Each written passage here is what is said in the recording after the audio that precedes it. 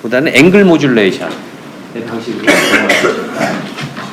쿼드로처 모듈레이션인 경우에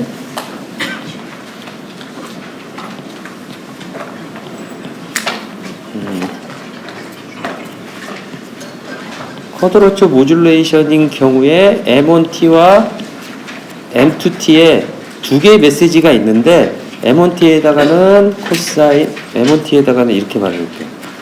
M1T에다가 C1T를 곱하고 M2T에다가 C2T를 곱해서 전송하는 방식이 QM 방식이다 라는 거죠. 그렇죠?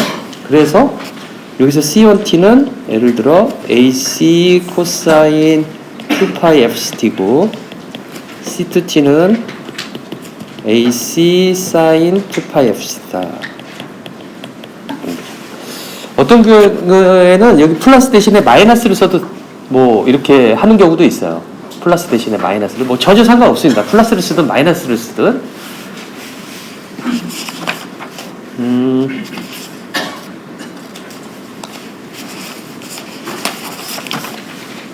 이거의 블락 다이어그램을 보면 어떻게 그릴 수가 있냐면 이건 이제 트랜스미터에서 블락 다이어그램을 보면 메시지 시그널 M1T가 있고 여기에다가 코사인 2파이 FCT가 곱해지는 곱셈기, 이걸 믹서라고 그랬단 말이죠.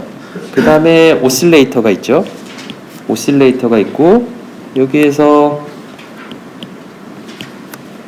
마이너스 90도 디그리 페이즈 시프터가 있고 그 다음에 그러면 sin 2파이 FCT가 될 거고요. 그 다음에 여기에다가 메시지 M2가 곱해진 다음에 두 개가 합해져서 보내면 우리가 트랜스밋 시그널이 된다라는 거죠. 그렇죠? 이게 쿼드로처 모듈레이션 지난 시간에 설명했던 부분이죠. 이제 여러분들이 믿지 않고 필기를 다 하시는 것 같아요. 최대한 그런 실수 안 하도록 노력하겠습니다. 아주 너무 미안한 것 같아요. 그 다음에 QM의 리시버를 보면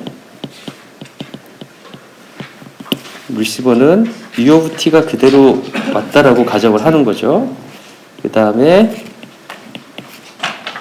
리시버에서 또 오실레이터에서 제너레이션 돼가지고 코사인 2파이 FCT가 곱해지고 그 다음에 로우패스 필터링을 통과시키면 2분의 1 M1T가 나오는 거죠. 그렇죠? 코사인과 사인이 못 쓰고 나가기 때문에 M2T 부분은 0으로 돼버렸죠. 그렇죠? 그 다음에 여기서도 똑같이 마이너스 90도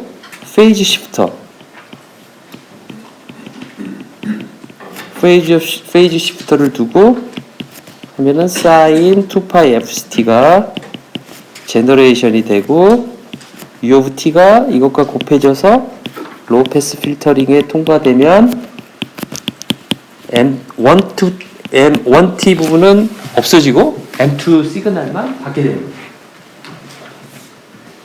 그렇죠? 요렇게 그 QM 그 트랜스미터와 리시버를 이렇게 만들 수 있다라는 거죠. 분야적으로 보면은 저기 이제 리시버를 디자인을 해야 되는데 여기 받는 부분, 여기를 제가 이렇게 선으로 해놨지만 여기 받는 부분이 실제로는 무엇으로 받게 되냐면 안테나로 받게 돼요. 안테나가 저 시그널을 받게 돼요. 저 안테나를 따로 연구하시는 분이 있는 거죠.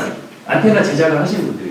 안테나가 들어오는 신호를 잘 받을 수 있도록 안테나 구조를 만들어야 돼요. 우리 학부에서는 김문일 교수님이 안테나 전공이세요. 저걸 제작하고 하는 겁니다. RF가 그 AM 대역이냐, 뭐 FM 대역이냐, 셀룰라폰 대역이냐, 무선랜 대역이냐에 따라서 안테나가 모두가 달라져요.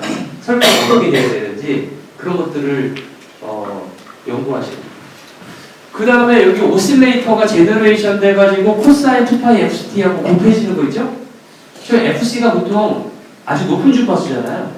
그렇죠? 저 주파수 대역을 뭐라고 하냐면 RF 대역이라고 말을 해요. RF 대역이라고. RF 대역이면 300kHz에서 보통 한 300kHz에서 약 30기가 정도까지 또는 400기가까지 라고 말합시다. 300기가까지 아니에요. 우리가 보통 쓰는 무선 통신은 다 RF 대역에서 통신을 하고 있어요. RF 대역. 심지어 여러분들 버스 탈 때 아니면 지하철 탈 때 카드 되죠? 카드 되죠? 거기도 뭐냐면 여러분들 그 카드에 조그만 칩이 들어가 있어요. 그 칩에서 여기까지 아주 근거리 통신을 하는데 여기서도 통신이 돼요.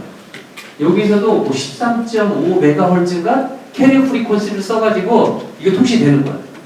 거기서도 캐리어를 써요. 그래서 그것도 RF, 그걸 RFID라고 하죠. 그 사람의 아이덴티피케이션을 RF로 주고받는 거예요. 그렇죠? 그것도 RF 대역으로 쓴단 말이죠. 거의 모든 통신이 다 RF를 쓰고 있어요. 그러면 저 RF에 맞는 이 회로를 만들어야 되는데 여기 오실레이터, 코사인 2파이 FCD를 발생시키는 회로, 그 다음에 페이즈 시프터, 90도의 페이즈가 변형되도록 하는 그것도 일종의 회로예요. 그렇죠? 그런 회로하고 또 곱셈기, 곱셈을 이제 믹서라고 하는데 믹서, 그 다음에 믹서까지 저 부분이 이제 RF 회로를 전공하신 분들이 연구하시는 부분이에요. 우리 학부에서는 이재성 교수님도 하시고 전상근 교수님도 하세요. 그 두 분들이 그런 쪽으로 하시고요. 그 다음에 이제 그거 밑단으로 떨어지죠. 로패스 필터링 되면은 그 다음부터 이제 아날로그 회로예요. 아날로그 회로는 어떠한 부분을 하게 되냐면 여러분들이 배우는 전자회로와 관련된 전자회로가 이제 어드밴스드 된 그런 것들을 쭉쭉쭉 해나가면 저 RF가 그 다음 떨어지는 부분 회로도의 부분들을 하는 부분이 아날로그 회로예요. 알겠죠? 그 아날로그 회로를 그러면 누가 하시느냐? 누가 한다고 알고 있어요? 김초유 교수님하고 그 다음에 김용신 교수님, 그런 분들이 아날로그 회로를 하고 계세요. 물론 통신에서 쓰는 아날로그 회로뿐만 아니라 다양하게 전자기기에 쓰이는 아날로그 회로들을 하고 계시죠. 여러 가지. 거기도 이슈가 많은 것 같아요. 많고. 그 다음에 그렇게 아날로그가 떨어지면 그 다음에 이제 디지털 단어로 바뀌고, 우리 디지털 안 배우지만 2학기 때 배우면 이제 디지털 통신을 배우는데 그 다음에 이제 디지털 아날로그가 디지털로 되어서 디지털 신호 처리를 막 해야 돼요. 그리고 거기서 디지털 회로로 뭔가를 해야 되거든요. 그럼 디지털 회로는 또 누가 하시냐라고 하면 박종석 교수님이 하세요. 이 모든 것을 오케스트라 하는 거가 이제 통신하는 사람들 하는 거죠. 자, 보겠습니다. 이제 QM 여기까지 여러분들이 잘 아시고, 이렇게 해서 똑같은 밴드위스 2W를 씀에도 불구하고 두 명이 그 메시지, 서로 다른 메시지를 보내서 SSB를 쓰면은 W만 쓰지만 두 개의 메시지를 보내려면 또 하나의 W를 또 써야 되기 때문에 2W를 쓰게 되는 것이고, 하지만 QM은 똑같죠. SSB와 똑같은 두 개의 메시지를 보내는데 똑같이 2W를 쓰는 그런 밴드위스 측면에서 같지만 복잡도 차원에서 보면은 힐버트 트랜스포머라든지 그런 것들이 필요 없어서 훨씬 더 간편하다라고 할 수 있겠다라는 거죠. 그렇죠? 리시버 측면에서도 더 간편하고, 그런 이유 때문에 SSB를 쓰지 않고 펀더런처 모듈레이션을 쓴다라는 거죠. 아마 이해 안 되는 학생도 있을 거라고 생각해요. 지금 제가 하는 말이, 금방 했던 말이. 하지만 다시 설명 안 해줄 거고요. 혼자 생각을 해서 알아냈으면 좋겠어요. 금방 했던 말을. 자, 두 번째 주제가 뭐냐면 헤테로다인 리시버예요.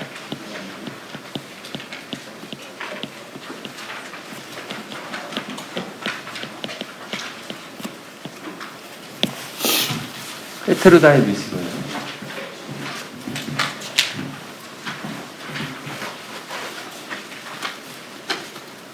헤테로다인 리시버는 지금 알아두면 저는 좋을 것 같아요. 통신하는 데 있어서 지금 딱 알아두면 좋은 게 뭐냐면, 나중에 한번 구조를 한번 보세요. 예를 들어 보내는 시그널이 있는데, 보내는 시그널 U of T가 있는데 얘가 이렇게 돼 있다고 합시다. M of T, 그 다음에 여기 캐리어의 앰플리튜드와 코사인 2파이 FCT가 있다라고 해봅시다. 그러면 이거의 캐리어는 FC죠. 그쵸? FC란 말이야. 이거는 더블 사이드 밴드 서프레스드 캐리어의 모듈레이션 형태이지만 쿼드로츠 모듈레이션인 경우에서도 우리는 그 컨벤셔널한 AM 방식이 아니라 더블 사이드 밴드 서프레스드 캐리어의 형식으로 코사인과 사인을 곱했던 거죠. 그쵸? 자, 그러면 이거 본격적으로 설명하기 전에 질문 하나 해볼게요. 더블 사이드 밴드 서프레스드 캐리어에 비해서 그냥 컨벤셔널 AM을 쓰는 거의 장점은 무엇일까요? 장점이. 컨벤셔널 AM은 어떻게 되어 있었냐면 신호 형태가 이거는 이제 더블 사이드 밴드 서프레스드 캐리어에 전송되는 모듈레이티드 된 시그널의 형식이죠. 그러면 컨벤셔널한 AM 방식은 어떻게 되어 있으면 가로 열고 1 플러스 메시지 시그널 M of T 단 메시지 시그널이 크기가 절대치 값이 1보다 작다 해가지고 그거의 엔빌롭이 포지티브가 되도록 만들어 놓은 거가 컨벤셔널한 AM이란 말이죠. 그렇죠? 그러면 컨벤셔널 AM을 쓰는 장점이 뭐냐 이거죠. 기존의 더블 사이드 밴드 AM에 비해서 장점은 딱 한 가지밖에 없어요. 뭐냐면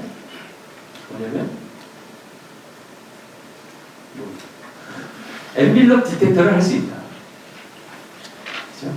엔빌럽 디텍터는 그때 뭐라고 그랬냐면 커패시터와 다이오드와 저항기만 있으면 만들 수 있는 거다라는 거예요. 아주 값싼 리시버를 만들 수 있다라는 거죠. 그래서 AM 라디오 같은 경우는 정말 모든 사람들이 정말 거의 공짜로 국가가 그냥 공짜로 줘도 되는 거죠. AM 라디오 뭐 하나 만들어 가지고 줘서 비상사태 때 무엇인가를 국가적으로 알려야 된다라든지 아니면 그냥 아주 저소득인 사람 정말 그 사람한테도 공짜로 주더라도 그렇게 큰 비용이 들지 않는 평소에 이렇게 어떤 뉴스를 듣는다든지 하지만 그렇게 퀄리티는 좋지 못해요. AM이 그냥 더블 사이드 밴드 서프레스드 캐리어보다 성능이 안 좋아요. 그러니까 공학은 우리 엔지니어링은 여러분들이 나중에 항상 보면 트레이드 오프의 싸움이고 우리는 그 트레이드 오프가 뭐가 좋고 뭐가 나쁜가에 대한 정석적인 결과를 주는 거가 엔지니어들의 역할이에요. 나중에 되면 그 트레이드 오프에서 어떤 걸 선택할 것이냐라는 것은 이렇게 올라가면 올라갈수록 비즈니스 차원에서 선택을 하는 거죠. 근데 엔지니어는 이게 좋냐, 저게 좋냐라는 것을 어떠한 지표에 따라서 보여주는 거가 우리의 역할입니다. 우리 그것까지는 안 배웠지만 지금 방식에 대해서 배우지만 나중에 이제 2학기 때 배우게 되는데 어떻게 트레이드 오프가 어떠한 형식으로 우리가 판단을 해야 되는지 그런 것들을 배우게 되는데 지금 시점에서는 방식을 배우고 있는 거죠. 그런데 컨벤셔널 AM 같은 경우는 더블 사이드 밴드 서프레스드 캐리어 AM에 비해서 장점이 뭐라고 그랬어요? 금방?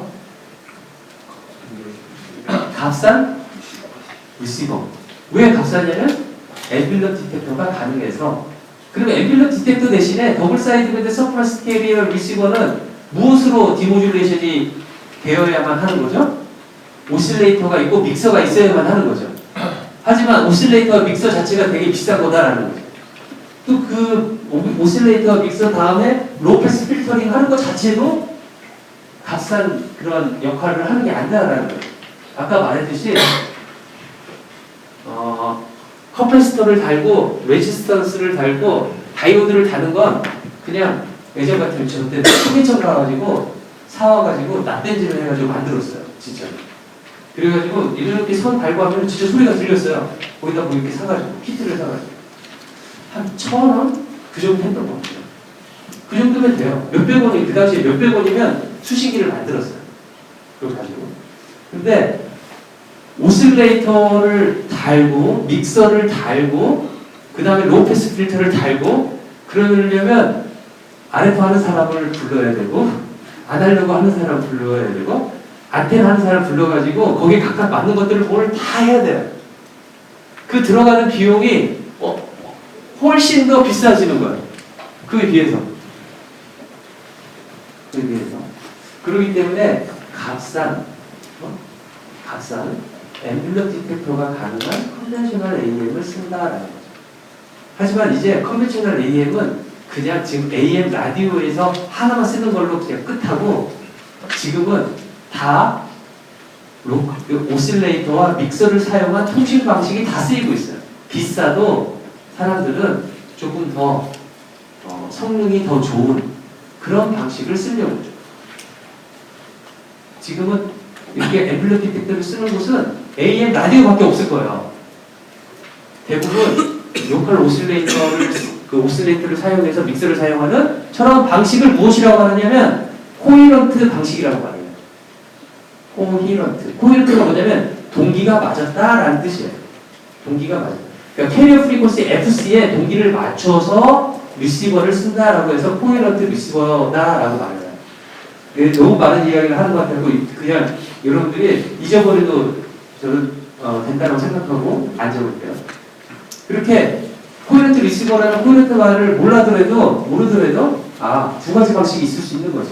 앰플리어 디텍터와 또는 오실레이터를 써서 믹서를 이용해서 다운 컨버팅을 시킨 다음에 로우 패스 필터링을 시키는 그런 방식. 그렇죠? 그 방식을 저는 코헤런트 방식이다라고 말한다라는 거죠. 그렇죠? 그런데 이 QM은 아까 그랬던 TX, RX 그 둘 다 무슨 방식이냐면 코헤런트 방식이에요. 그렇죠? 코헤런트 방식이죠. 코사인을 곱하고 사인을 곱했으니까 그 곱하는 것 자체가 코헤런트다라는 거죠. 자, 그런데 한번 이렇게 한번 해볼게요. 아까 말한 대로 안테나가 있어요.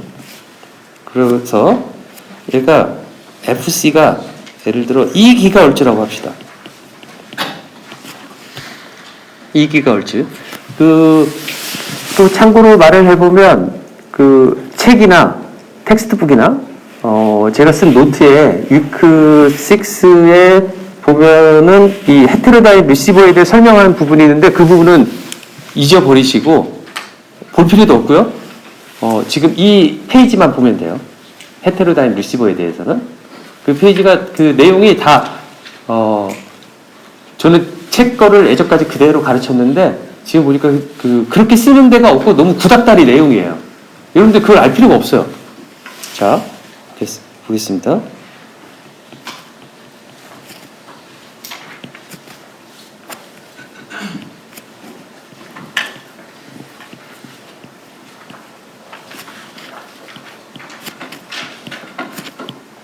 보통 우리가 생각하는 리시버의 구조는 이런 식으로 되어 있죠.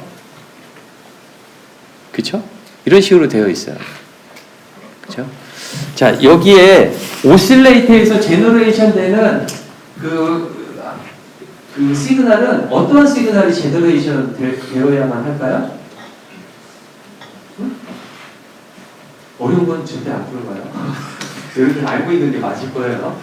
뭘 제너레이션 시켜야 돼요? 코사인 2파이 FCT를 제너레이션 해야지 코헤런트 디텍션이 된다라는 거죠. 그렇죠? 들어오는 캐리어와 코헤런트한 프리퀀시가 제너레이션 돼야 된다라는 거죠. 그렇죠? 그렇죠? 그게 코사인 2파이 FCT란 말이에요. 그러니까 얘도 코사인 2파이 FCT다라고 제너레이션이 돼야 되겠다라는 거죠. 그렇죠? 그런데 실제 이렇게 제너레이션을 안 해요. 이렇게 리시버를 안 만들어요. 어떻게 만드냐면 실제에서는 이렇게 만들어요.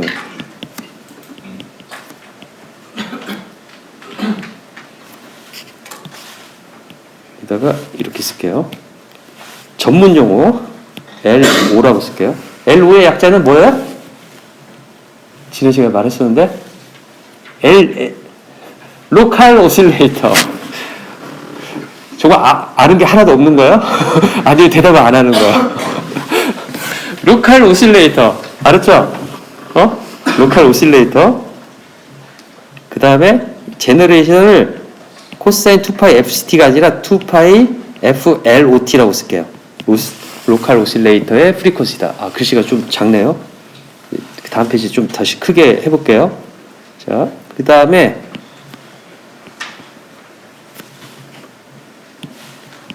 실제 구조입니다.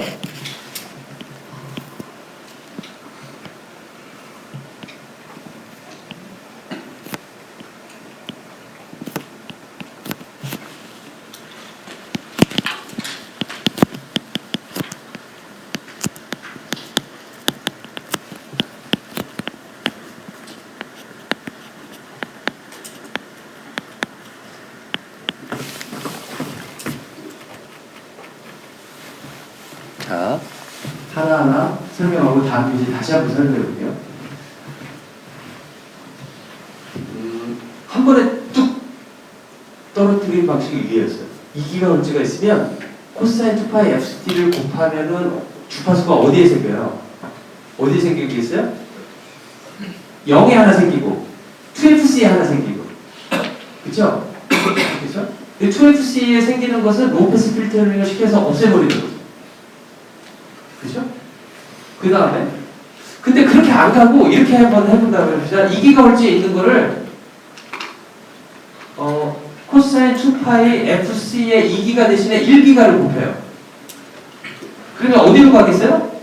1기가로 떨어뜨리면 1GHz로 코사인 2파이 LO라고 쓰는 부분을 2GHz로 썼던 거가 위에 건데 아래 것은 1GHz를 사용했다면 주파수 대역이 어디로 가겠어요?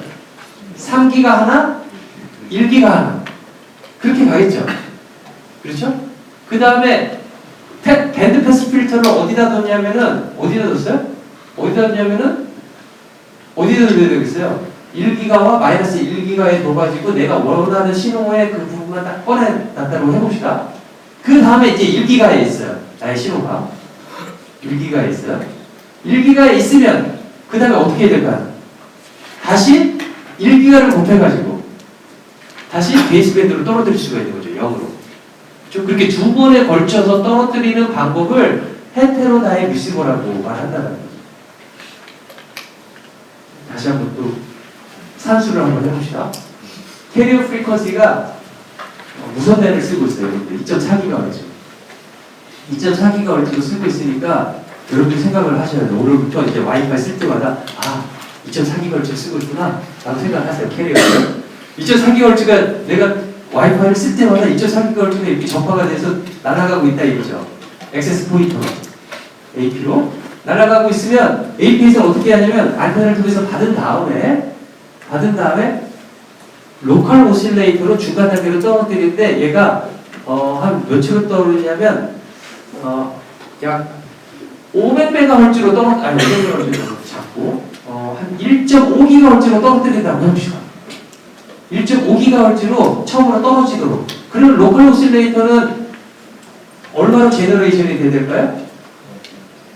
그렇죠. 2.3 빼기 1.5 하니까 0.9GHz니까 900MHz. 그렇죠. FLO가 900MHz가 돼야 되겠죠. 그렇죠? 900MHz의 로컬 오실레이터가 필요한 거죠. 지금. 그렇죠? 900MHz가 된 다음에 900MHz로 떨어뜨렸더니 1.5GHz가 됐죠. 그 다음에 있는 IF 프리퀀시라고 쓰는 FIF 여기 얘는 그러면 몇 기가헤르츠가 될까요? 1.5가 돼야 되겠죠. 그렇죠? 다시 한번 이야기를 해볼게요. 다음 페이지에서 했던 이야기를. 자, 헤테로다인 리시버인데 구조는 이렇게 돼 있어요. 안테나가 오면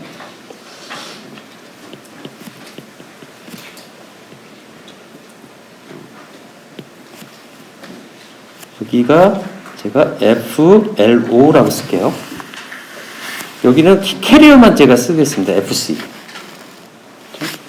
그 다음에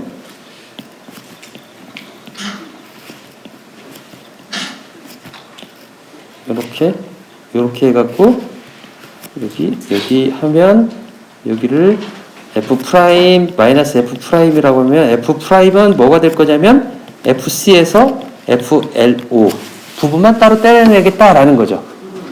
그렇죠? 그 다음에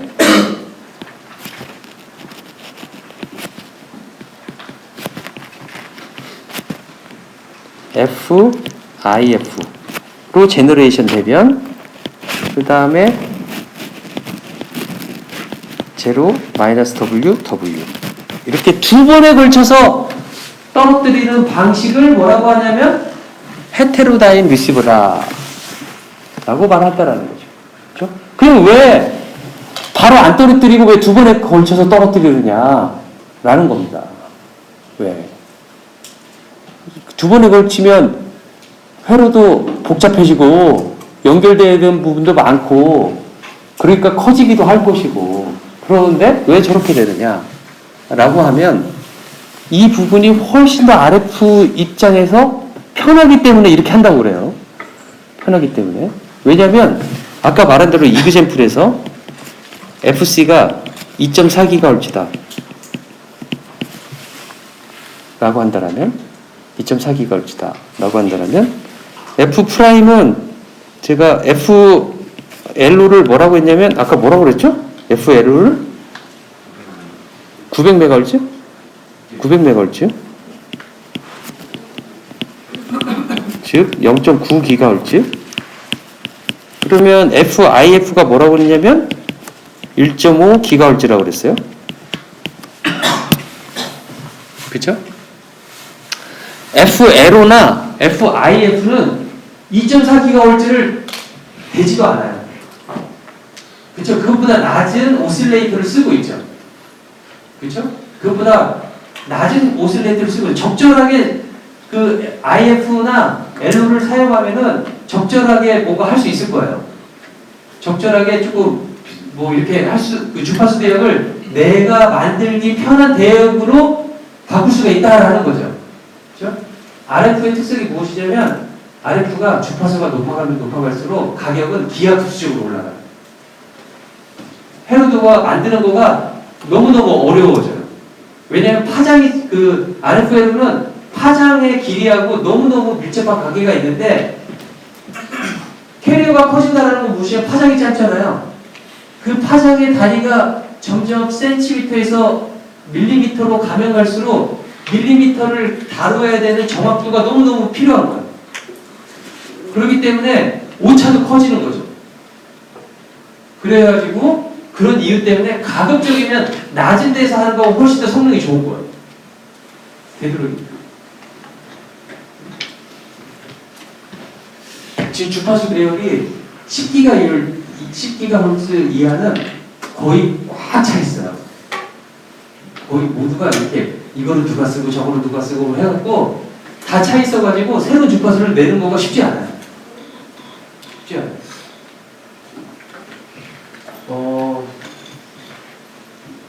그래서 새로운 주파수 대역을 찾고 있는데 또 어떤 주파수 대역은 아주 주파수 대역의 특징이 너무너무 안 좋은 주파수 대역 특징이 있어요. 어떤 주파수 대역은 그냥 오실레이션을 빨리 했을 뿐인데 그렇게 오실레이션 하면 좀만 가다가 이렇게 그 비가 오거나 뭐 이렇게 좀 축축한 날이면 갑자기 신호의 세기가 축 떨어지는 그런 주파수 대역이 있어요. 그게 이렇게 리니어한 성격이 아니라 실험적으로 나온 결과거든요. 그리고 실험적으로 나온 결과의 그림들이 있는데 각 주파수 대역으로 거리에 따라서 신호 세기가 어떻게 감소되는지 그런 그림을 보면 어떠한 특정한 정형성은 없어요. 다만 크게 보면 주파수가 높아가면 높아갈수록 얘가 거리에 따라서 이렇게 뚝뚝뚝 떨어지는 거는 보여요. 자, 그런데 10GHz까지 다 쓰고 있어가지고 이제 쓸 데가 없는 거예요. 없어요. 그래서 새롭게 쓰자고 5G에서 나온 주파수 대역이 지난 시간에 이야기했듯이 27에서 29GHz 쓰잖아요. 거기는 봤더니 삼성에서 제안한 주파수 대역이에요. 2015년에 제안을 했는데 2014년에 제안을 했는데 아직까지 결론은 나지 않았어요. 그러니까 그걸 최종적으로 거기를 셀룰라 스마트폰 쓰는 대역으로 하겠다라고 세계적으로 공표를 하는 데는 또 다른 그 세계 조직 기구가 있어요. 각 국가 대표들이 나와가지고 하는 ITU라고. 거기에서 이제 보팅해가지고 뭐 이렇게 결정이 났는데 아직 결정이 안 났어요. 결정이 안 나서 어떻게 될지 모르지만 되게 이렇게 지금 긍정적으로 보고 있는데 작년까지만 해도 나는 절대로 안 날 것이다. 그렇게 당시가 됐는데 요즘 보니까 날 것 같아요. 근데 다행히도 작년에 들었던 학생들은 다 기억을 못하기 때문에 결과를 그래서 어쨌든 간에 그렇게 27에서 29GHz를 쓸 것 같아요. 근데 또 한편 또 군에서는 우리나라 군에서도 통신이 되게 중요하잖아요. 군에서. 그렇죠? 군에서는 새로운 주파수를 보려고 하니까 없어요. 그 30기가 이하에서는. 30기가 이하에서는. 근데 이제 새로운 주파수를 써가지고 막 요즘은 여러분들 영화 보면 카메라 들고 다니면서 머리 이렇게 그런 거 달면서 다니면 그 현장들이 해서 우선으로 본부로 이렇게 전달이 되도록 했으면 좋겠는 거죠. 그죠? 또 로봇도 마찬가지고, 로봇도 막 지금 로봇이 전쟁을 하면 로봇이 막 나가야 되는데, 제가 나가서 찍은 현지 영상이 바로 들어와야지 내가 그 로봇을 컨트롤해서 어디로 가라 할 거 아니에요. 그렇죠? 그렇기 때문에 거기 이제 통신이 크리티컬한데, 그리고 그 통신을 어떻게 해야 되겠냐. 일단 다른 사람들이 쉽게 아는 주파수 대역이면 또 안 되고, 그렇죠? 그리고 인터셉트가 가능하고, 그러니까 도청이 가능한 거죠. 그럴 때 새로운 주파수 대역에 대한 이제 연구가 필요한 거죠. 그래서 지금 재작년부터 김문일 교수님, 전성 교수가 나하고 그거를 국방부 과제를 받아가지고 그걸 하고 있어요. 하고 있는데 어떻게 하냐면 어떠한 몇십 기가헤르츠, 30기가보다 조금 훨씬 더 높은 그 주파수 대역을 써가지고 만들고 있는데 그걸 두 번이 아니라 헤테로다인 리시버가 아니라 3번을 떨어뜨려야 돼요. 왜냐면 그 대역이 너무 높아가지고 그거 가지고 어떤 걸 만든다는 게 너무너무 시험적으로 만든다는 게 너무 비싼 거야. 그래서 얘를 한 번은 10기가헤르츠로 떨어지고 10기가헤르츠를 2기가헤르츠로 떨어뜨린 다음에 그 다음에 베이스밴드로 떨어뜨리고, 그러니까 이런 헤테로다인 리시버보다 하나 더 떨어뜨려가지고 만드는 그런 것을 하는 거죠. 그래서 했더니 지금 이제 잘 돼가지고 그래요. 자랑 좀 해봤습니다. 자, 헤테로다인 리시버가 그런 거다라는 거예요. 왜 이걸 써야 되고 왜 이렇게 두 번을 떨어뜨려야 되고 그 이유를 알겠죠. 그죠? 그리고 더 정확도가 높기 때문에 그렇다라는 거죠. 그렇죠? 자, 이제 여기까지가 AM 챕터 3에 대한 내용입니다. 이제 챕터 4를 나갈 거예요.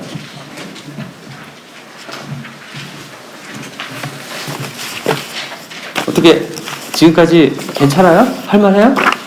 어려워요? 안 어렵죠? 생각보다. 대답도 안 해.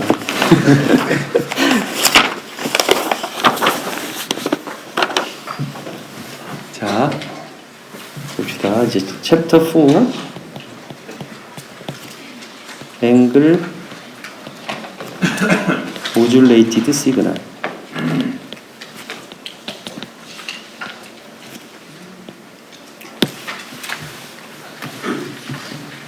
지금까지 AM 같은 경우를 보면 메시지 시그널이 어디에 있는가를 잘 생각해 보면 그 이름에 대한 왜 저 이름이 붙여졌지? 라는 생각을 할 수가 있어요. 캐리어의 앰플리튜드의 메시지 시그널. 그렇기 때문에 앰플리튜드 모듈레이션이라고 해요. 그렇죠? 앵글 모듈레이션이면 그러면 메시지 시그널이 캐리어에 어디에 있겠어요? 앵글에 있을 경우에 앵글 모듈레이션이다 라는 거죠. 그래서 앵글 모듈레이티드 시그널은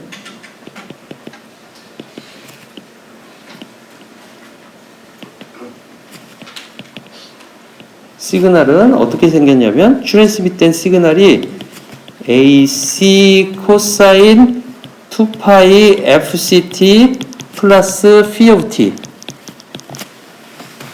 요거를 앵글이라고 할 텐데, phi of t를 앵글이라고 할 텐데, 메시지 시그널이 이 phi of t 안에 있으면 우리는 앵글 모듈레이션이다 라고 말하겠다라는 거예요.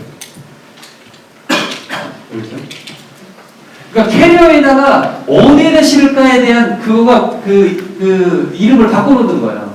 왜냐면 캐리어는 필요하단 말이에요. 프로퍼게이션을 시키고 다른 주파수 대역으로 옮겨서 전송을 해야지만이 주파수 간의 간섭이 안 생겨서 통신이 가능하므로 캐리어가 필요한데, 그럼 캐리어에다가 메시지 시그널을 어디에다 실어야 되느냐에 따라서 앰플리튜드냐 앵글이냐 나눠지는데, 앵글에서도 두 가지 부분으로 나눌 수가 있습니다. 그래서 여기에서 제가 메시지 시그널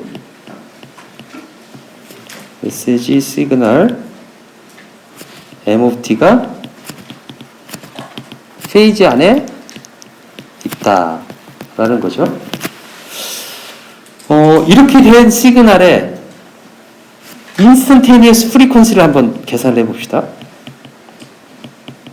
순간 주파수라고 말을 할 수가 있죠. 순간 주파수를 제가 FIT라고 한다면 시간에 따라 시간 주파수는 바뀌는데 2파이분의 1, 그 다음에 DT 시간에 대해서 미분하면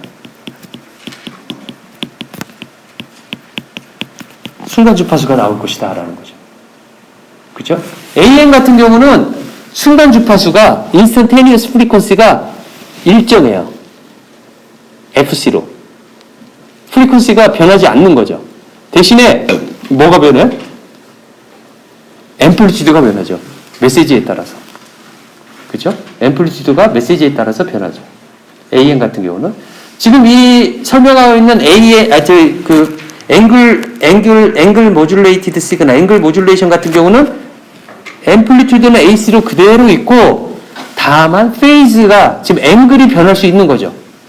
이 P of T 안에 메시지가 들어가 있어가지고, 그러니까 앰플리튜드 모듈레이션하고는 다르죠. 그렇죠? 이런 측면에서 자 이렇게 쓸 수가 있을 텐데 이것을 해보면 뭐가 될 거냐면 FC 더하기 2파이분의 1 DT D P of T다. 가 instantaneous frequency다 라는 거죠. 그렇죠? 여기에서 앵글 모듈레이션은 두 가지로 나눠줄 수가 있어요. 앵글 모듈레이션은 두 가지로 나눠줄 수가 있는데 뭘로 나눌 수가 있냐면 첫 번째가 페이즈 모듈레이션,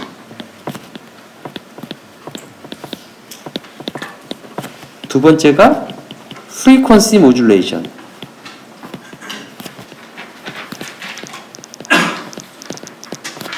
이걸 PM이라고 하겠습니다. 이걸 FM이라고 하겠습니다.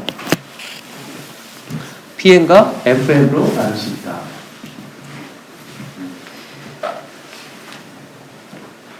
자, PM은 어떤 방식이냐면 PM은 조금 전에 보였던 P of T가 다이렉트하게 어떤 이건 그냥 컨스턴트고 메시지 시그널하고 이렇게 비례관계에 있도록 그 페이지를 사용을 한다면 저걸 페이지 모듈레이션이다 말한다라는 거죠. 그러면 프리퀀시 모듈레이션 FM은 어떤 방식이겠어요? FM은 어떤 방식이냐면 FIT에서 FC를 빼면 무엇이 나오냐면 D2파이분의 1 DT분의 D P of T가 나오죠. 그렇죠? 요 부분이 메시지 시그널하고 비례하면, 즉 인스턴테니어스 프리퀀시 중에서 캐리어 프리퀀시를 제외한 부분이 메시지 시그널하고 비례하면 우리는 FM이다 라고 말한다라는 거죠. 그렇죠? 여기서 보면 이것을 다시 한번 풀어보면 P of T는 어떻게 될 거냐면 2파이 KF 0T 마이너스 1T 이렇게 쓸 수가 있을 거예요. 그렇죠? 이 식으로 이렇게 해가지고 이렇게 P of T 페이지를 쓸 수가 있다라는 겁니다.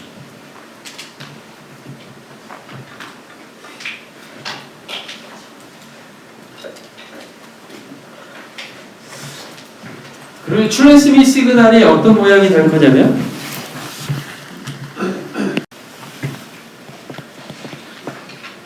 PM 모듈레이티드 시그널은 E of T는 좀 크게 쓸게요.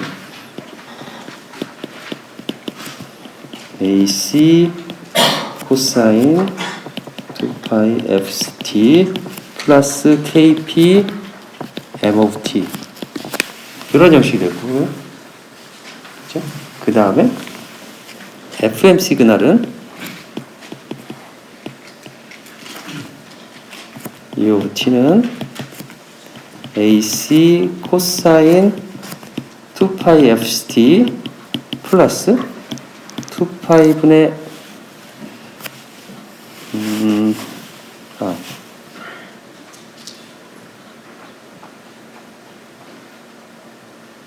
2파이 분의 KP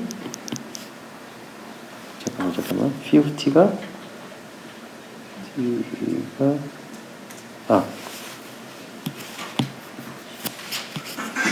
2파이 KF T M of 타우 D 타우 이렇게 되어 있으면 FM 시그널이 되겠다라는 거죠. 그렇죠?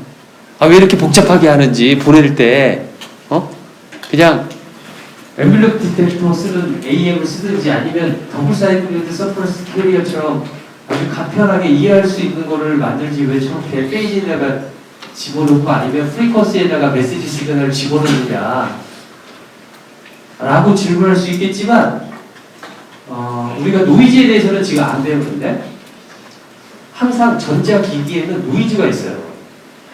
그 노이즈는 왜 항상 존재해요? 그 노이즈가 존재하지 않게 하는 제품을 살려면 정말 순금으로 만들 거예요. 막 그런 제품으로 만들면은 노이즈가 아주 적다고 그래요. 그런 제품을 만들어 본 적은 없지만 그건 이제 뭐 아주 미국 같은 경우는 막 군사 장비들이 되게 비싸잖아요. 걔네들은 그렇게 만든다고 해요. 하나당 몇 천만 원 막 그렇게 조그만 그런 것들도. 그러니까 군사 장비 자체가 그렇게 비싼 거예요. 어떤 보급성보다는 퀄리티를 더 중요시하기 때문에. 그런데 우리가 쓰는 일반적인 모든 제품에 다 노이즈가 발생해요. 노이즈는 어떤 놈들이냐면 열이 있으면은 나도 모르는 어떤 신호가 MOT, UOT가 있는데 거기에 어떤 신호가 더해지는 것들이 막 있는 거야. 노이즈가 더해져가지고. 배터리가 내가 전원을 켜는 순간 모든 전자제품에 노이즈가 있어요. 무슨 말인지 알겠죠? 그렇죠? 그래서 우리가 2학기 때 배워야 될 게 뭐냐면은 노이즈에 어떻게 하면 우리가 통신을 할 수 있을까? 그리고 노이즈의 영향은 대체 무엇일까?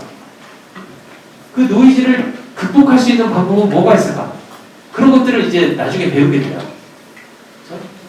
그렇게 배우게 되는데 이 노이즈에 그래서 조금 더 이뮤니티가 있는 것, 그러니까 면역력이 있는 거의 전송 방법이 무엇이냐 봤더니 아까 우리 이제까지 배웠던 AM보다는 PM이라 FM이 그래도 노이즈에 대한 이뮤니티가 강하다는 게 알려져 있어요. 그래서 PM이나 FM을 쓴다라는 거죠. 무슨 말인지 알죠? 이거에 대한 제가 어널리시스를 통해 이러니까 노이즈에 이거가 강하다라고 보여주면 좋겠지만 그거는 조금 우리가 훨씬 더 많이 배워야 될 내용이에요. 또 한 가지 이야기를 해보면 노이즈의 특징은 어떤 특징이 있냐면은 지금까지 배우는 UOT는 디터미니스틱한 시그널이죠. 메시지 시그널이 정해지면 코사인 2파이 FT에다 곱해지고 뭐하고 페이지에 들어가든 프리퀀시에 들어가든 걔네는 디터미니스틱한 시그널이에요. 하지만 노이즈는 디터미니스틱 시그널이겠어요? 랜덤 시그널이겠어요? 특성상 디터미니스틱이라면 그 어떤 디터미니스틱인지 우리가 알면 걔 노이즈를 빼주면 제거할 수 있기 때문에 노이즈라고 할 수가 없어요. 하지만 노이즈는 지금까지 알려진 바로는 랜덤 시그널이에요. 아주 스태티스티컬리하게 알 수가 없는 그런 시그널들이 계속 더해진다라고 하고 랜덤 시그널이에요. 그래서 랜덤 시그널에 대한 신호가 있었을 때 이 신호 랜덤 시그널을 어떻게 처리를 해야 되지라는 문제가 랜덤 시그널 프로세싱이에요. 그런데 우리는 그걸 아직 안 배웠기 때문에 그 노이즈가 있었을 때 어떤 거가 더 좋냐라는 걸 분석을 하려면 랜덤 시그널 프로세스를 배워야 되는데 그걸 안 배웠기 때문에 지금 그 정도밖에 말할 수 없다라는 거죠. 그냥 결론적인 이야기만 제가 해드리는 거예요. 자, 그래서 PM과 FM이 그래서 쓰인다라는 정도만 이야기를 할게요. 자, 그런데 모든 통신은 이거를 시작점을 0으로 놓는다라면 굳이 마이너스 무한대부터 할 필요가 없고 우리가 코저란 시스템을 생각해서 0부터 t까지 살짝 바꾸겠다라는 겁니다. 제 통실의 시작 시점을 0이라고 놓는다라면 저렇게 쓸 수가 있겠다라는 겁니다.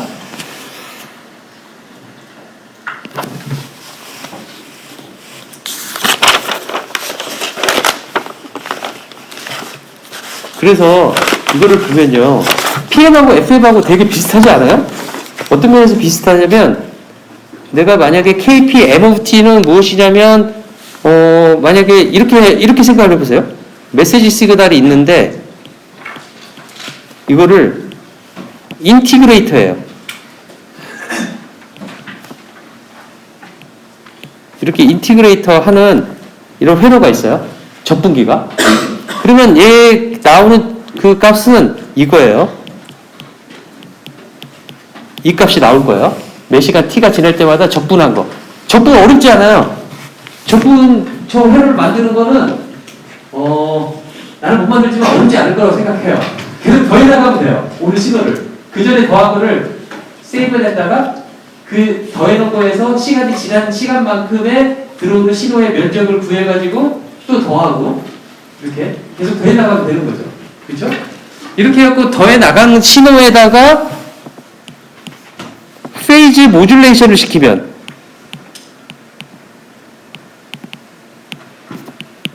FM 시그널이 나오겠죠. 그렇죠? 페이지 모듈레이션이라는 건 무엇이냐면 이런 메시지 시그널이 있는데 내가 여기 페이지 모듈레이션을 통과시키면 이렇게 나오도록 한 거예요. AC 코사인 2파이 FCT에다가 요 페이즈 아웃풋에 있는 요렇게 나오도록 요렇게 한 거를 페이지 모듈레이션이라고 하는데 나도 만들지 몰라요. 근데 저렇게 나올 수 있는 회로가 있다는 거예요. 인적 신호를 캐리어에 페이지에다가 쏙 집어넣는 그런 회로를 만들 수 있다는 거예요. 그렇죠? 내가 굳이 알 필요는 없을 것 같아요. 해보니까 통신하는 사람이 자 이렇게 해서 PM과 FM이 되게 비슷한데 봅시다.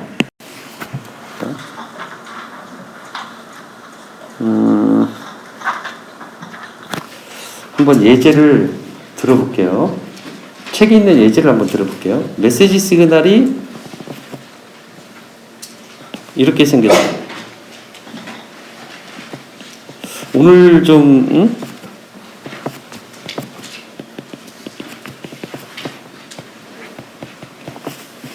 날씨가 아주 봄 날씨 같고 좀 오후 되면 따뜻해져가지고 많이들 피곤하죠. 자는 사람이 많아요.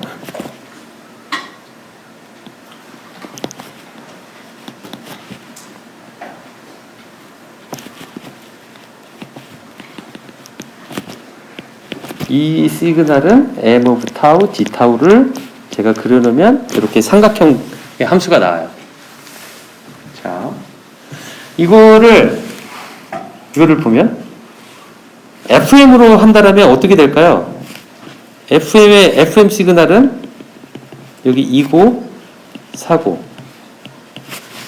인스턴테니어스 프리퀀시가 0에서 2까지의 사이에서는 플러스 1로 돼 있어가지고 FC에다가 MOVT의 만큼의 속도로 증가가 되는 거죠.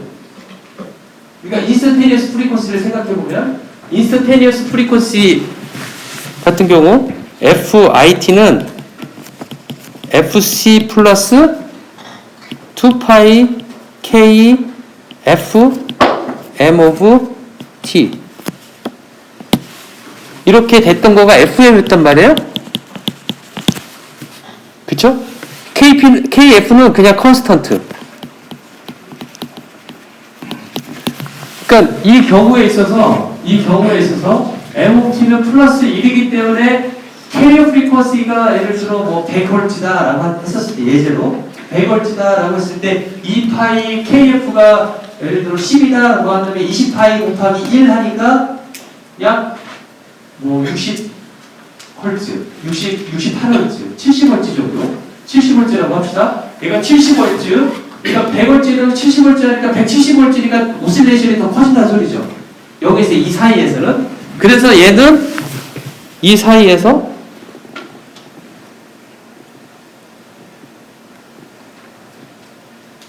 이렇게 되고, 그 다음에 여기는 똑같이 마이너스 1, 1인 거죠. 그렇죠? 그 다음에 여기 그 다음 2에서 4까지는 마이너스로 더해졌기 때문에 아까 100 플러스 70이었던 거가 이제 100 마이너스 70이니까 30으로 떨어지니까 얘는 느려지겠죠. 이런 식으로. 이런 모양이 될 것이다 라는 거죠. 그쵸? 이런 모양이 될 것이다. 자, PM은 어떨까? 이거의 PM은 플러스 1이기 때문에 P of T가 플러스 1였다면 PM 같은 경우 U of T는 써보면 AC 코사인 2파이 FCT 플러스 KP M of T 이렇게 썼단 말이죠. M of T가 1이에요. 0에서 2까지는 1이에요. 예를 들어 쉽게 여기에서 KP를 파이라고 놓는다면 이렇게 쓸 수가 있을 거예요. 여기까지는 1이기 때문에 얘가 이렇게 가다가 그 다음에서는 2에서는 페이지가 리버설 돼서 얘가 1이 아니라 어떻게 될 거냐면 뚝 떨어져 가지고 다시 이런 식으로 갈 거예요. 페이지가 2에서 리버설이 생길 거다라는 거죠. 여기가 4. 물론 여기서 또 시작할지 여기서 시작할지는 바로 KP에 따라서 달라질 수 있는 거죠. 그렇죠?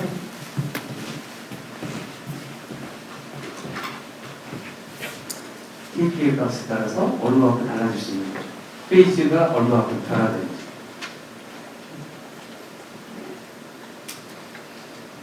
호모계는 AN까지만 되거든요. FM은 안 돼요.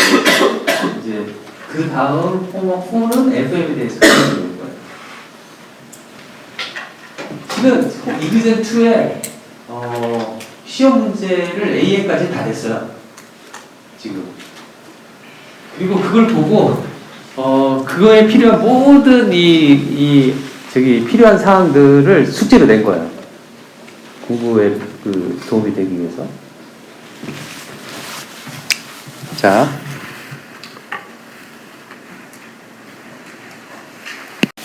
또 예제를 하나 해볼게요.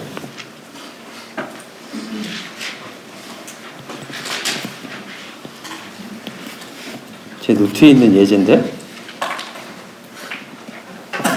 이러한 메시지 시그널이 있어요. 메시지 시그널이.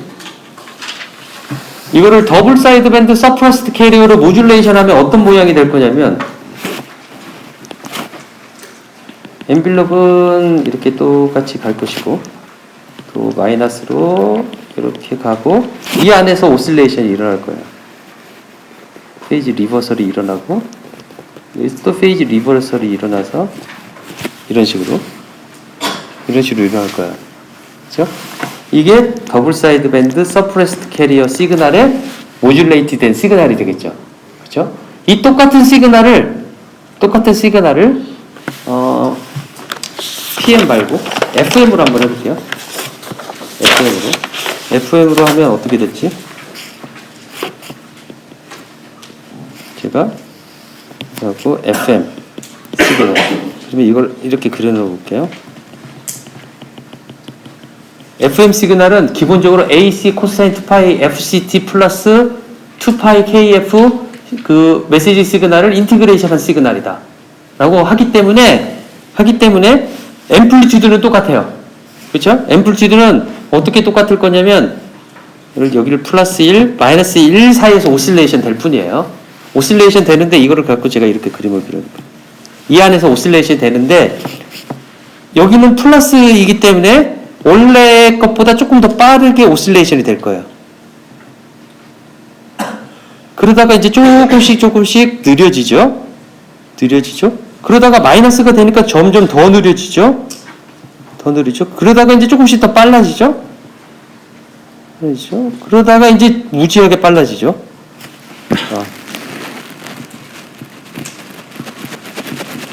그림을 잘 못 그리지만, 자, 이렇게.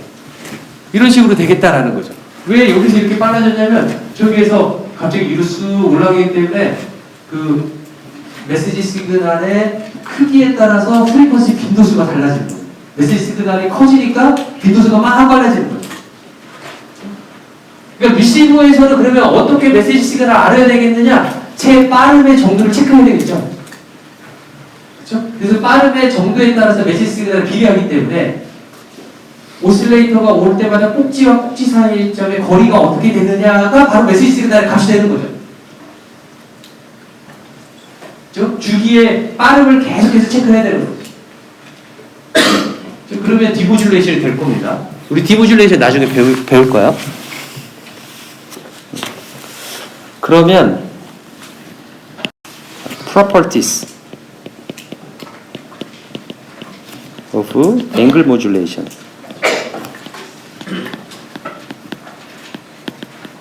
1. constancy of transmitted signal. 웨이브라고 책에서는 했는데 똑같아요. 두 번째, non-linearity of the modulated signal.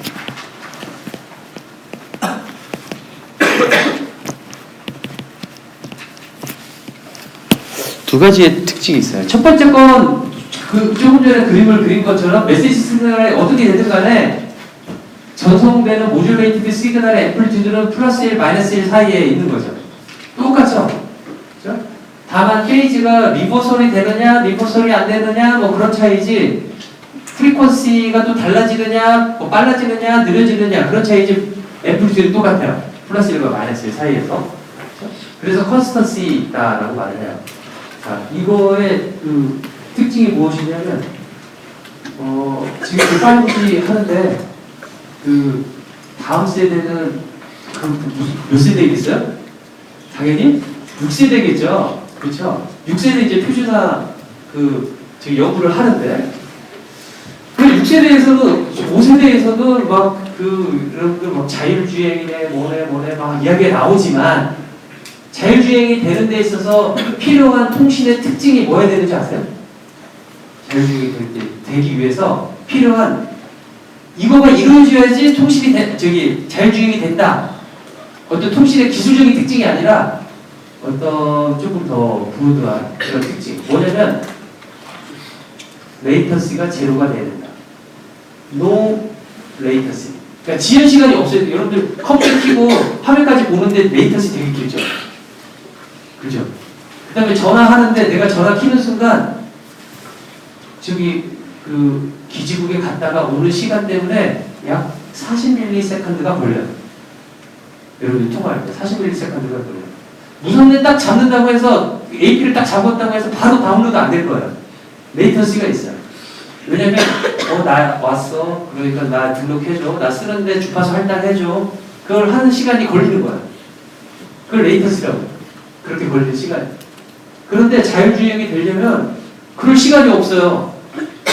사람이 나타나는데 어떻게 해야 될 거냐. 아니면 신호등이 내가 바뀌는 모든 것들을 다 통신으로 받아들여야 되는데 받아서 내가 그 다음에 선택을 해야 되는 거는 선택의 문제잖아요. 근데 통신이 제어를 하고 뭐하고 하는 데 있어서 레이턴시가 있으면은 절대 안 되는 거예요. 그래서 5G 특징 중에서 하나가 뭐냐면 레이턴시를 1ms, 그 전에 40ms 했거든요. 1ms로 줄이자라는 거가 목표 중에 하나였어요. 그래서 그거를 만족을 해요. 그럼에도 불구하고 자율주행 하는데 차량 통신의 집어넣기는 아직도 리스키한 부분이 많은 거예요.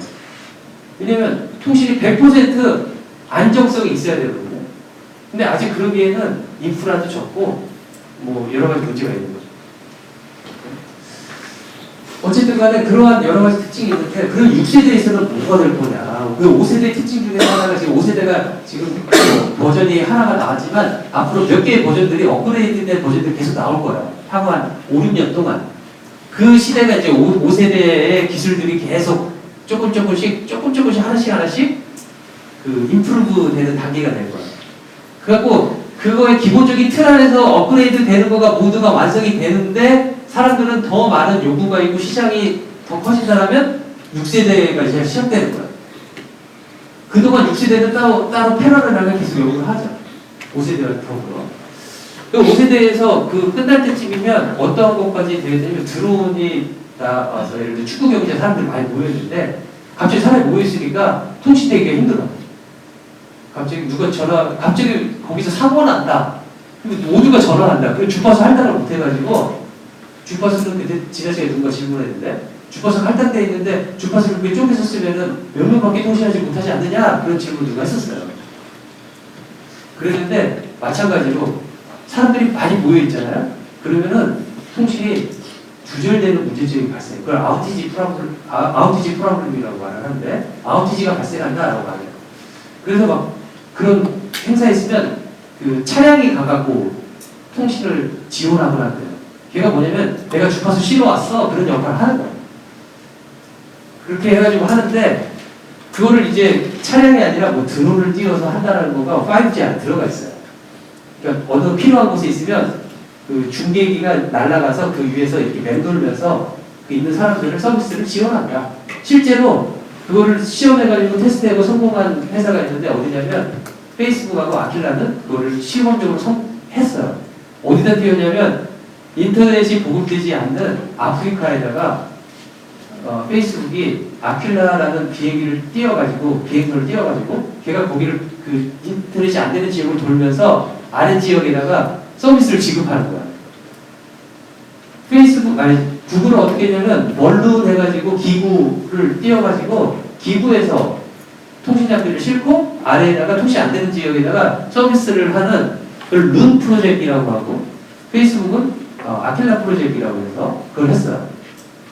우리는 전혀 우리가 불편한 게 없잖아요. 전 세계에서 인터넷을 쓰는데 가능한 인구는 30%밖에 안 된다고 그래요. 아직 70%는 아직 인터넷이 뭔지 모른다고 그래요. 놀랍지만 그렇다고 그래요. 그 페이스북과 그 구글의 주장이가.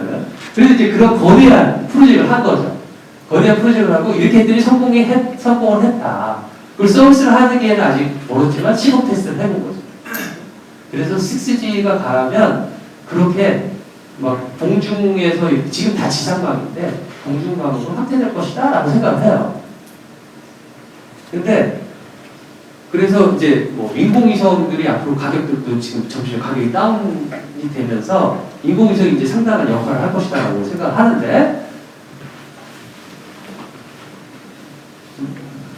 오늘 아침에 누가 나한테 그 5G, 6G 물어보면 6G 뭐 하냐고 건축가 교수님이 물어보셔가지고 그런 이야기를 해드렸더니 그럼 빨리 인공위성 하는 회사 주식을 사야 되겠다고 그래서 아침에 했었어요. 근데 어쨌든 간에 인공위성이 그렇게 있는데 지상에서 인공위성까지 되게 멀잖아요. 그렇죠? 멀어가지고 얘가 신호를 쏘면 인공위성이 도달하면 인공위성에서 그 하는 역할이 뭐냐면 들어온 신호를 앰플리파이를 시켜야 돼요. 그러니까 증폭을 시켜야 되는 거죠. 증폭기도 RF 헤어주는 중요한 요소 중에 하나예요.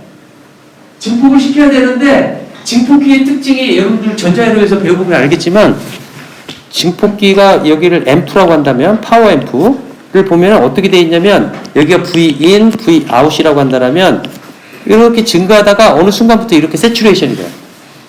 이게 앰플리파이어의 특징이에요. 인풋이 어느 값 이상이면 그 이상은 증폭을 못해요. 그냥 세츄레이션 돼버려요. 저거를 이제 그 백오프 리전이라고 하는데 저는 쉽게 그냥 리니어리티 리전이라고 말하겠습니다. 선형적인 그런 대역. 그런 선형적인 대역을 더 넓게 할 때마다 조금의 저렇게 한 스텝 넓어갈 때마다 돈 단위는 회로 만드는 단위는 어마어마하게 비싸요.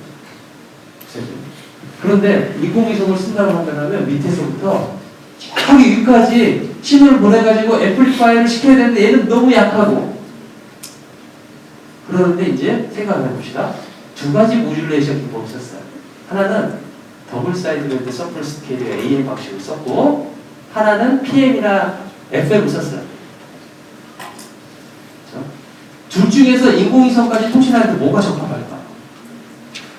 AM 방식은 메시지 시그널이 이렇게 있다가 어느 부분에서 크게 올라가는 부분이 있을 수 있죠. 근데 그 부분이 앰플리파이를 시켰더니 저렇게 세츄레이션 되는 부분에 턱 하게 걸려버리면 그 신호 이상의 소리는 다 똑같이 들어가가지고 제대로 신호 수신을 못할 것이다 라는 거죠. 반면에 PM이나 FM 같은 경우는 그거와 전혀 상관이 없죠. 그렇죠? 그렇기 때문에 그 나사에서 하는 마르스 프로젝트 해갖고 그 화성에다가 뭐 보내가지고 할 때 거기서 계속 사진 찍어서 통신해가지고 뒤로 빽빽빽 해가지고 보낼 때마다 중간 로드에 그 비행체들이 하나 있어가지고 걔네들이 뭐냐면 릴레이 역할을 해요. 받으면 뭐 하냐면 앰플리파이 시켜가지고 다시 보내고 앰플리파이 시켜서 다시 보내고. 그럴 때 뭘 써야 되겠어요? 두 가지 방법을 선택해야 돼요. AM을 절대 쓰면 안 되는 거죠. 그렇죠? 그렇기 때문에 PM과 FM을 쓴다. 그리고 여기서 말하는 이 컨스턴시의 중요성이 있다라는 거죠. 장점인 거죠. 그렇죠? 반면에 두 번째는 페이지 안에 집어넣고 프리퀀시 안에 집어넣는 것 자체가 단지 AM에서 하는 곱셈기 같은 형식이 아니기 때문에 여기서 리니어다라는 것은 캐리어에 곱하니까 리니어가 되는 건데 이거는 단순한 곱셈, 덧셈, 뺄셈 그런 걸 할 수가 없는 거예요. 그렇기 때문에 회로도가 되게 복잡하고 생각해야 될 게 많은 거죠. 그런 넌 리니어리티의 성격은 그러니까 좋은 점이 아니다라는 거죠. 그렇죠? 그래서 프로퍼티스라고 써보에 두 가지를 했는데 하나는 어떤 측면에서 의미가 있고 두 번째는 어떠한 측면에서 의미가 있는지 여러분들이 생각을 했으면 좋겠다라는 거예요. 수요일을 봅시다.